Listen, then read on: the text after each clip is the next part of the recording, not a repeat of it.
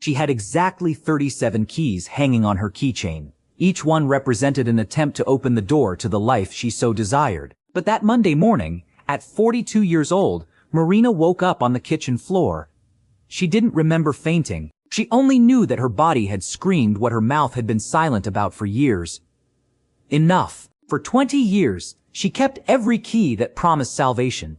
The key to a stable job that sucked her soul. The key to a relationship that made her feel small.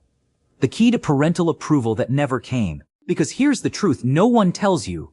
We spend our whole lives collecting keys, believing that one of them will open the door to our dreams. But what if the door was never locked? What if we just needed the courage to push it? Marina didn't realize this immediately.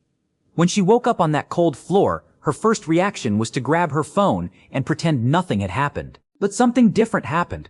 Her hand shook so much that the phone fell. And in that deafening silence, she finally heard. The voice that had been whispering for years finally had space to shout.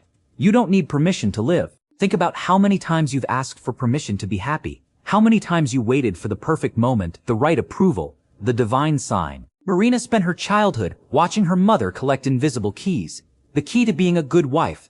The key to being an exemplary mother. And even with all those keys, her mother died without ever having opened the door to her own desires. But oaths made at 17 are fragile in the face of real-world pressure. At 22, Marina accepted an accounting job because it was safe. At 27, she continued a relationship because it was comfortable.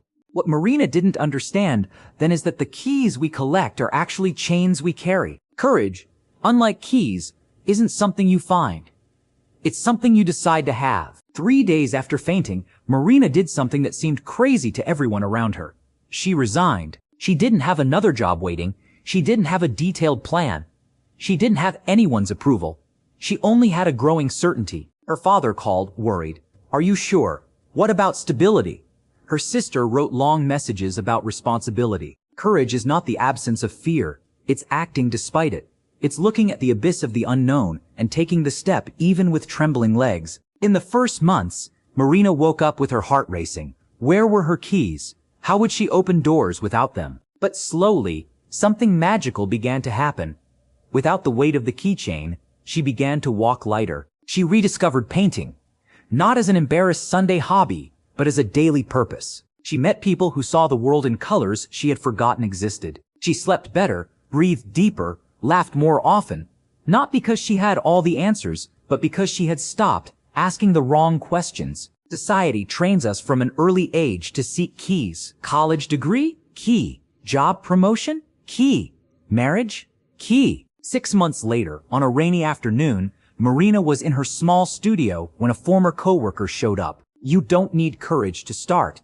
You need to start to have courage. The door was always open. The door has always been open. It always will be.